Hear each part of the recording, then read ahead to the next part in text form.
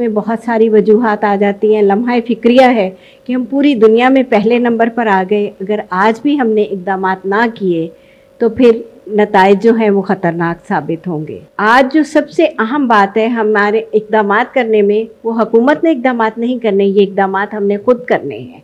और उसमें क्या करना है, हमने सबसे पहले जो चीज़ आती है वो है लाइफ़स्टाइल चेंज।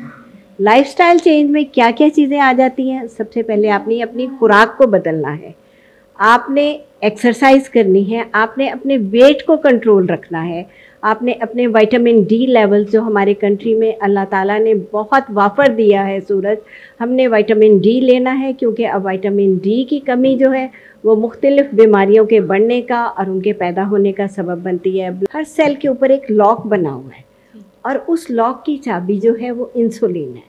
जब आपने मीठा खाया, मीठे में यानी सिर्फ चीनी नहीं आ जाती है, मीठे में हमारी बहुत सारी चीज़ें, अनाज भी आ जाती हैं। आप जब मीठा लेते हैं तो वो उसके रिस्पॉन्स में इंसुलिन रिलीज़ होती है। ये मीठा जो है हर सेल के अंदर एंटर होता है।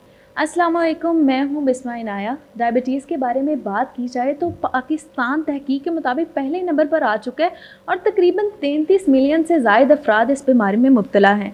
और आज तो डायबिटीज़ का आलमी दिन है, तो हमने सोचा क्यों ना इस पर आगाही तो की जाती है, थोड़ी सी मिसकंसेप्शंस के हवाले से भी इस पर बात कर ली जाए। हमारे साथ इस वक्त मौजूद हैं फैमिली डॉक्टर और माहिर समिया खान, उनसे बात करते हैं। अस्सलाम वालेकुम। वालेकुम अस्सलाम। बिस्मा, कैसी हैं आप? मैं ठीक हूँ, उम्मीद करती हूँ आप ठीक होंगी। सबसे पहले तो हमें ये बताएं कि इसकी क्या अलामात है और जो मतलब मिसकंसेप्शन क्रिएट हो जाता है कि मीठा बिल्कुल नहीं खाना चाहिए, कि बिल्कुल बुरी चीज़ है हमारे लिए। नहीं, देखें बिस्मा, जैसे कि अब कहा जा रहा है कि पाकिस्तान पहले नंबर पर आ गया। हम एक डेवलपिंग कंट्री हैं, जैसे कुवैत जो है वो दूसरे नंबर पर आया। चले, उनका तो बनता है ना कि वो वेल डेवलप्ड कंट्रीज़ हैं, उनके बहुत रिच कंट्रीज़ हैं, लेकिन हमारे ये क्या वजह है? इसमें बहुत सारी वजूहात आ जाती हैं। लम्हा फ़िक्रिया है कि हम पूरी दुनिया में पहले नंबर पर आ गए। अगर आज भी हमने इक़दामात ना किए तो फिर नताइज जो हैं वो ख़तरनाक साबित होंगे। तो अब इसमें क्या है, हमने करना क्या है? आज जो सबसे अहम बात है हमारे इक़दामात करने में, वो हुकूमत ने इक़दामात नहीं करने, ये इक़दामात हमने खुद करने हैं। और उसमें क्या करना है, हमने सबसे पहले जो चीज़ आती है वो है लाइफ़स्टाइल चेंज।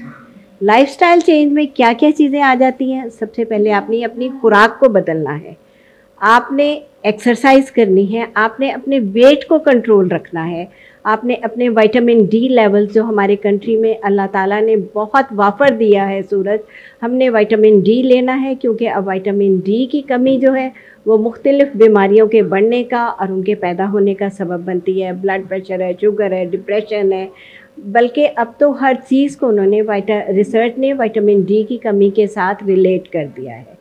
उसके बाद आपने अपनी इमोशंस को कंट्रोल करना है, आपने डिहाइड्रेट नहीं होने देना, रिहाइड्रेटेड यानी पानी का इस्तेमाल बहुत ज़्यादा करना है। अच्छा चलेंगे, तो आपने थोड़ी सी साथ प्रिवेंशंस भी बता दी। हम ये जानना चाहते हैं कि इसकी क्या वजूहात हो सकती हैं। इसकी वजूहात में बेटा मैं ये आपको बताना चाहती हूँ कि इसकी वजह मेनली जो है, एक तो जब इंसान का वज़न बढ़ जाता है, दूसरा जब हम कार्बोहाइड्रेट्स लेते हैं। कार्बोहाइड्रेट्स हैं क्या? कार्बोहाइड्रेट्स एक शुगर की जो भी चीज़ हम खाते हैं वो एंड में जाके हमारे जिस्म में ग्लूकोज और शुगर में चेंज हो जाती है, जिससे कि एनर्जी बनती है।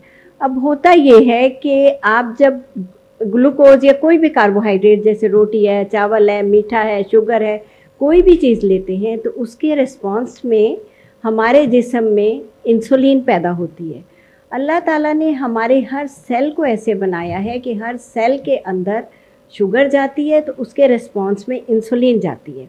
हर सेल के ऊपर एक लॉक बना हुआ है और उस लॉक की चाबी जो है वो इंसुलिन है।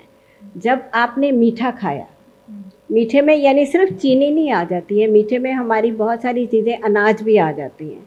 आप जब मीठा लेते हैं तो वो उसके रिस्पॉन्स में इंसुलिन रिलीज़ होती है। ये मीठा जो है हर सेल के अंदर एंटर होता है। इंसुलिन जो है उस ताले की चाबी है जो अल्लाह ताला ने हर सेल के अंदर लगाया है।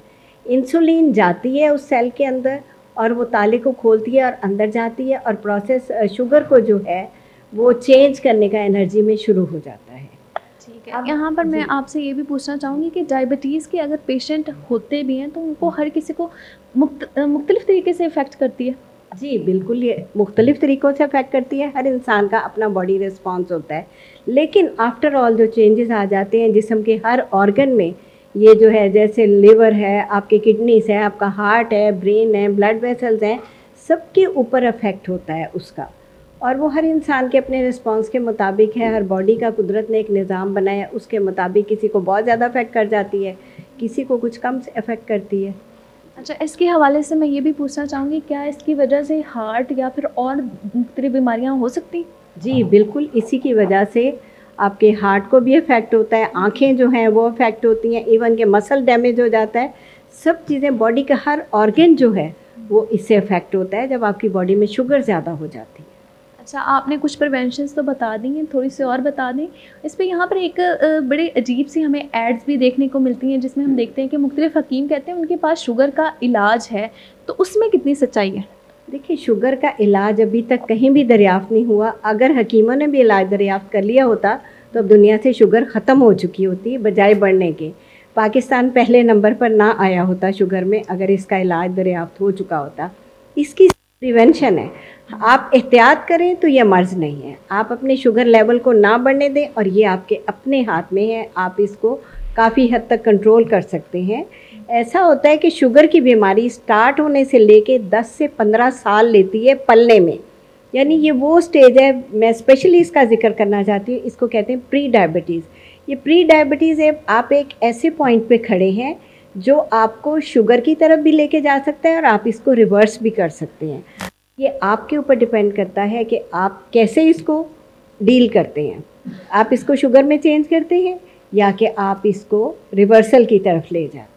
बहुत शुक्रिया, आपने हमें ये मिसकंसेप्शन ख़त्म कर देना चाहिए कि हकीमों के पास इसका इलाज है, तो इसकी प्रिवेंशंस पर ज़्यादा से ज़्यादा फ़ोकस करें। उन्होंने बड़े अच्छे तरीके से बता दिया कि आपके अपने हाथ में है, कैसे आप इसको आगे लेके जाते हैं, या फिर सेहत की तरफ जाएंगे या फिर इस बीमारी की तरफ जाएंगे।